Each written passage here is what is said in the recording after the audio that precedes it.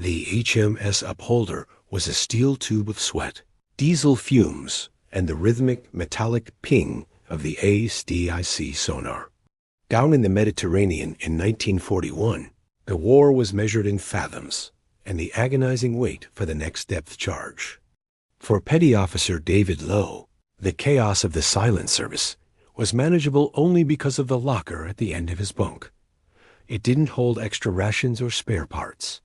It held 42 books. "Lowe, we're running silent," the captain whispered over the intercom. "The Italian destroyers are right on top of us." The lights in the sub flickered and died, replaced by the eerie red glow of the emergency lamps. The crew sat in their stations, motionless.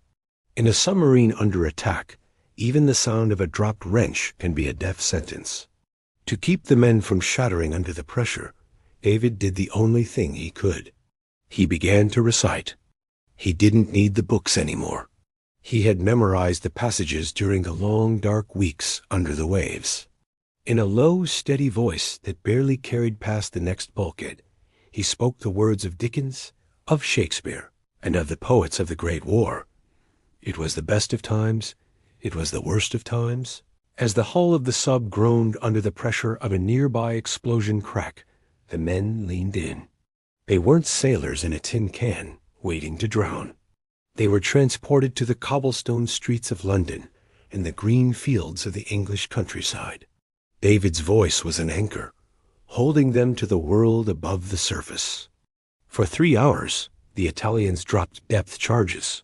The upholder shook, rivets popping like pistol shots, but David never stopped. He moved from A Tale of Two Cities to the sonnets of Keats. He gave the men a horizon when there was nothing but steel walls. When the destroyers finally moved off, and the sub rose to periscope depth, the air was foul and the crew was trembling. But they were alive. The captain walked back to David's station. He looked at the locker full of battered paperbacks. "You kept them steady, Lowe," the captain said, his voice thick with fatigue. "I think those books did more for the engines than the oil did." David eventually survived the war, but the Upholder did not. It was lost on a later patrol, becoming a permanent part of the Mediterranean floor. David, however, spent the rest of his life working in a public library in a seaside town. He never liked the silence of the library. He preferred the sound of pages turning, a sound he knew was louder than any explosion.